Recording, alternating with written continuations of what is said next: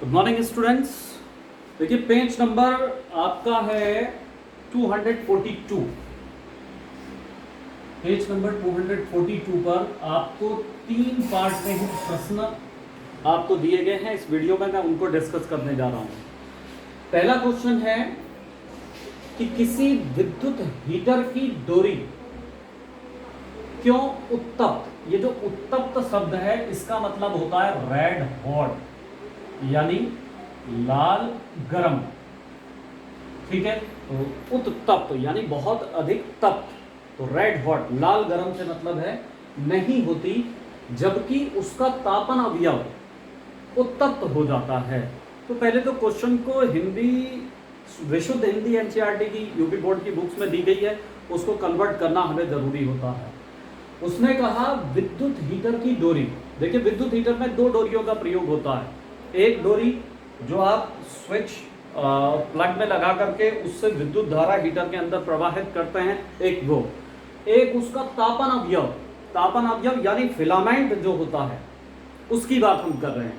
तो उसने पूछा कि जिस विद्युत डोरी में विद्युत धारा बहती है, ठीक है, यानी प्लग से जो आप हीटर तक विद्युत धारा को लेकर के जाते हैं, वो वाली जो डोरी होती है वो रेड हॉट नहीं होती, लेकिन उसका जो फिलामेंट हो जाता है वो रेड हॉट हो जाता है। क्यों?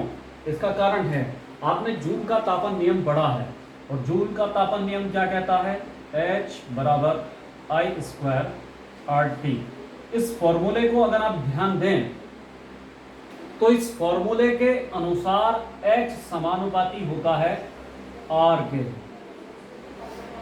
यानी किसी धातु का या मिश्र धातु का प्रतिरोध जितना अधिक होगा, ठीक है, तो ये पॉइंट यहां पर नोट करने की बात है कि किसी भी धातु का या मिश्र धातु का प्रतिरोध जितना अधिक होगा उसके द्वारा विद्युत धारा के बहने पर उत्पन्न ऊष्मा का मान उतना ही अधिक होगा, क्योंकि ये दोनों एक दूसरे के क्या हैं? समानुपाती हैं।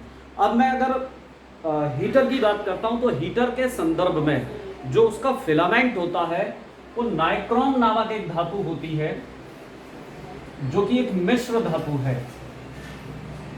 ठीक, किस किस की? निकिल, क्रोमियम, मैग्नीज और आयरन, इन चारों की बनी हुई मिश्र धातु होती है निक्रोम या नाइक्रोम, है ना। तो हीटर का जो फिलामेंट होता है वो मिश्र धातुओं का बना होता है। और यहाँ ये पॉइंट ध्यान रखने की बात है कि मिश्र धातुओं के जो विद्युत प्रतिरोध होते हैं वो उनकी अवयवी धातुओं की अपेक्षा या शुद्ध धातुओं की अपेक्षा अधिक होते हैं। तो चूंकि नाइक्रोम का प्रतिरोध, ठीक है, वो अधिक है, इसलिए वो विद्युत के प्रवाह पर ऊष्मा उत्पन्न करने लगता है, जबकि जो सामान्य डोरी आप प्रयोग में लाते हैं उसमें शुद्ध धातु तांबा होती है, जिसका प्रतिरोध अधिक नहीं होता, जिस वजह से वो अधिक गर्म होकर रेड हॉट नहीं होती। तो यहाँ पर हम जूल के तापन के नियम के द्वारा इसको एक्सप्लेन कर सकते हैं। फिर क्वेश्चन नंबर 2 आता है। ये क्वेश्चन आपको बुक में पेज नंबर 242 पर जब आप देखेंगे तो यहाँ 50 वाट लिखा हुआ है, तो इसे करेक्शन कर लेना, क्योंकि उसने कहा 50 वोल्ट विभवांतर। तो विभवांतर का जो आपका यूनिट होती है वो क्या होती है? वोल्ट होती है, ना कि वाट होती है। तो इसको करेक्शन कर लेंगे आप, और करेक्शन के बाद ही से आगे बढ़ेंगे। क्वेश्चन फिर समझिए क्या कहा? 1 घंटे में, यानी T बराबर 1 घंटा, 50 वोल्ट विभवांतर यानी V बराबर 50 वोल्ट, 96,000 कूलाम आवेश। ये क्या है?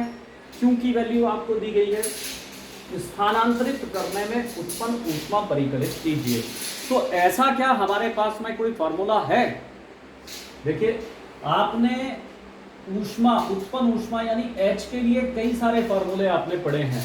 एक फॉर्मूला था आपका H बराबर, ध्यान देंगे आप, V into I into T, ठीक है, ये फार्मूला आपने पढ़ा था, H बराबर V into I into T।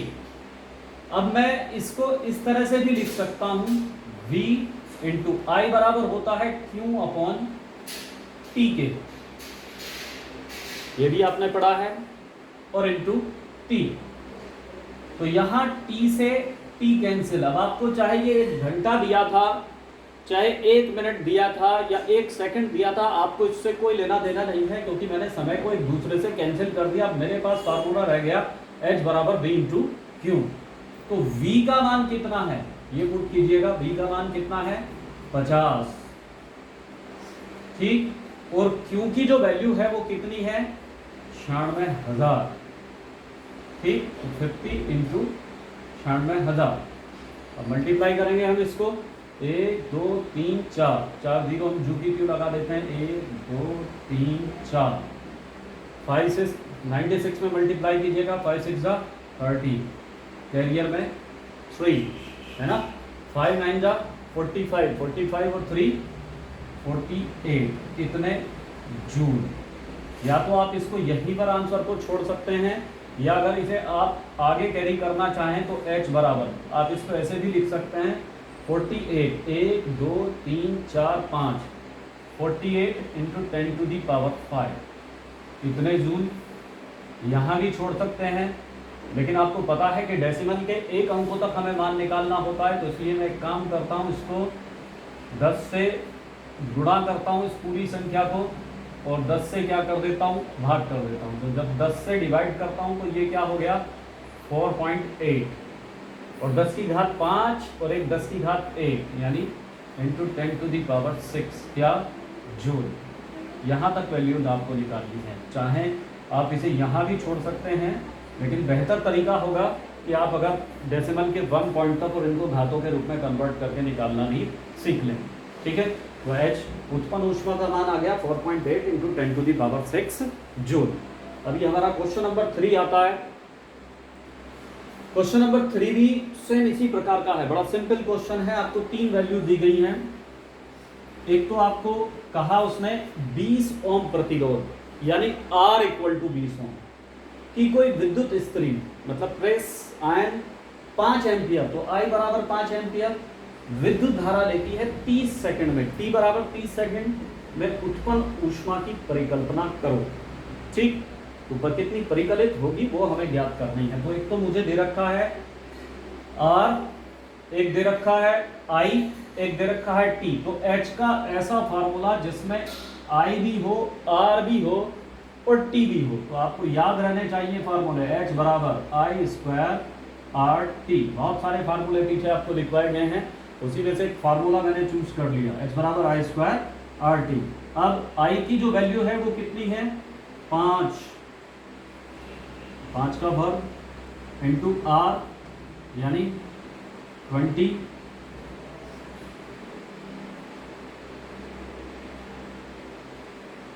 ठीक है, और इंटू T कितना है हमारा 30 सेकेंड, ठीक है।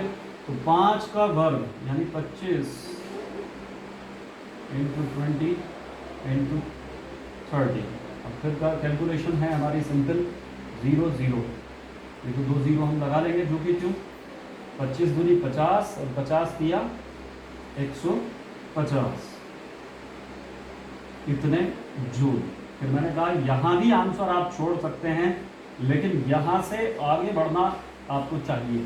तो H बराबर मैं इसको ये भी लिख सकता हूँ 1 2 3 है ना, 15 गुणा 10 की घात 3 जूल, या मैं इसे ये भी कह सकता हूँ 15 गुणा 10 की घात 3 गुणा 10 और बटे 10, कितने जूल। 10 से इसको डिवाइड करोगे तो कितना आ जाएगा 1.5, ठीक, इंटू 10 की घात 3 है और 10 ये, तो टोटल कितनी हो गई 10 की घात 4, कितने जूल।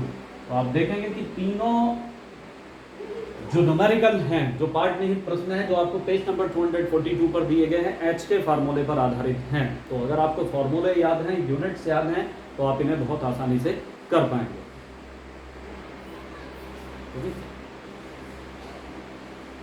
पेज नंबर 244 पर, ठीक है, आपको 2 एग्जाम्पल्स दिए गए हैं 12.12 और 12.13, इनको सॉल्व कराते हैं।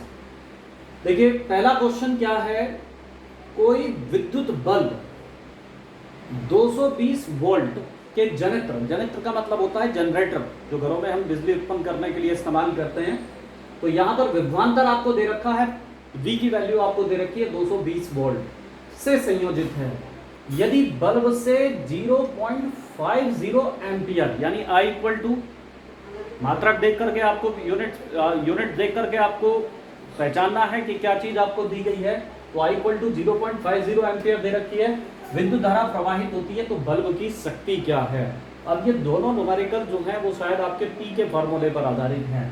तो यहाँ से आपको शक्ति पूछी है, शक्ति यानी P। अब ये P बराबर किसके होती है, एक सूत्र आपने पढ़ा है, P बराबर V इंटू I से इसका प्रयोग करूंगा मैं। सिंपल फॉर्मूला है, V की वैल्यू भी आपको दी गई है 220 और 0.50, I की वैल्यू भी आपको दी गई है। मल्टीप्लाई कीजिएगा 220 और गुणा 0.50, ठीक है। तो यहाँ 0 दोनों उतार दीजिए, 5 से मल्टीप्लाई कीजिएगा, 5 दूनी 10 की 0 हासिल को लगा 1, 5 दूनी 10 और 1 11 और 1 और 1 2, 2 अंकों के बाद डेसिमल आता है। तो यहाँ पर कितना रह गया 110।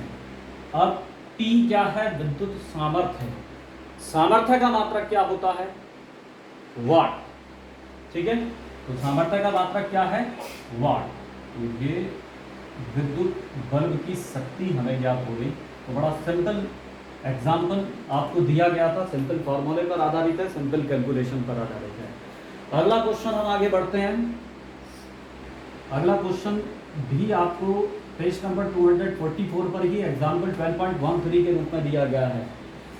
ये कह रहा है 400 वाट अनुमत। अब ये अनुमत क्या है हमें नहीं पता, ठीक, क्योंकि बिल्कुल विशुद्ध हिंदी का शब्द आपको दे रखा है। लेकिन एक चीज आप बहुत जल्दी पहचान सकते हैं, 400 वाट, वाट किसका मात्रक है, P का मात्रक है। तो ये जो P आपको दिया गया है ये 400 वाट दिया गया है। तो इसका मतलब अनुमत से मतलब है सामर्थ्य या शक्ति, ठीक। तो 400 वाट शक्ति का कोई विद्युत रेफ्रिजरेटर 8 घंटे प्रतिदिन चलता है। तो फ्रिज है जिसकी सामर्थ्य 400 वाट है और वो एक दिन में 8 घंटे चलता है, ठीक। अब उसने कहा 3 रुपए, यहां पर आपको दिया गया है ₹3 प्रति किलोवाट आवर। ये जो किलोवाट आवर का मतलब होता है, इसका मतलब होता है यूनिट। आपको पहले बताया था किलोवाट घंटा, इसका मतलब एक यूनिट, यानी एक यूनिट है ना। बिजली का मूल्य जो है वो 3 रुपए है। तो हम 30 दिन तक कुल मिलाकर अगर फ्रिज को चलाते हैं तो हम कितने मूल्य की बिजली को खर्च करेंगे, ये हमें ज्ञात करना है। देखिए अभी तक पीछे आपको एक फॉर्मूला नहीं दिया गया था, लेकिन मैं आपको एक फॉर्मूला ज्ञात करता हूं और वो फॉर्मूला है, हम किसी उपकरण के द्वारा कुल कितनी यूनिट खर्च करते हैं। तो यूनिटों की संख्या ज्ञात करने के लिए, अर्थात kWh kilowatt per hour, kilowatt घंटा ज्ञात करने के लिए, एक यूनिट मतलब 1 किलोवाट घंटा ज्ञात करने के लिए मेरे पास एक बड़ा सिंपल फॉर्मूला है और वो है वाट गुणा घंटे गुणा दिन बटे 1000। आपको इसको याद कर लेना है, ठीक है। भले ही पीछे आपको सिलेबस में नहीं दिया गया, लेकिन बहुत अच्छा फार्मूला है, बड़ी आसानी से आप यूनिटों की संख्या से ज्ञात करते हैं। वाट गुणा घंटे गुणा दिन गुणा 1000। अब आपको देखना है कि कितने वाट का उपकरण है, 400 वाट का। अगर वो किलोवाट में दिया था तो उसको वाट में बदल देते, ठीक। कितने घंटे चल रहा है, 8 घंटे चल रहा है। कितने दिन तक चल रहा है, 30 दिन तक चल रहा है। तो दिनों की संख्या और बटे क्या 1000। तो 3 जीरो हैं, कैंसिल कर दीजिएगा, एक ये एक ये एक ये, 4 दिया 12 और 12 टे 96। तो कुल मिलाकर के 96 यूनिट एक महीने के अंदर, 96 यूनिट कह दीजिएगा या kWh कह दीजिएगा, एक ही बात है, खर्च होती है। अब आपको क्या दिया गया है, चूंकि एक यूनिट अर्थात kWh, मैं बार बार इसलिए लिख रहा हूं ताकि आपको एकदम पक्के से ध्यान रहे, का मूल्य बराबर कितने हैं, 3 रुपए।